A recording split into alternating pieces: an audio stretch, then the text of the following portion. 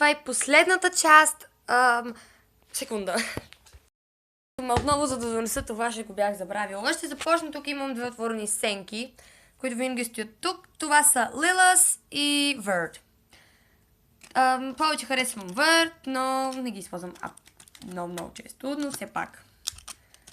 Седат в това много малко десерче на Victorious Secret. Така.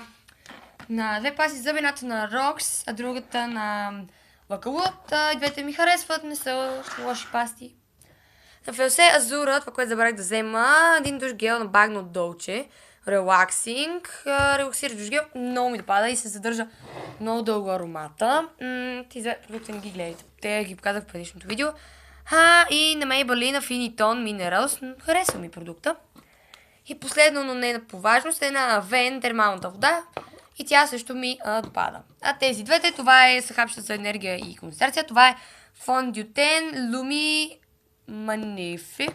Мисля, че беше и така. Той е много светъл и приятен цвят. И да. Благодаря ви, че гледахте и трите части. Тя стана най-кратка, но все пак искам да ви благодаря. Паметта ми свършва, така че чао! И ще се видим, когато се видим. Надявам се да съм компенсирала с тези видеа за 2 седмици напред. Не знам дали ще снимам, но ще се опитам. Чао!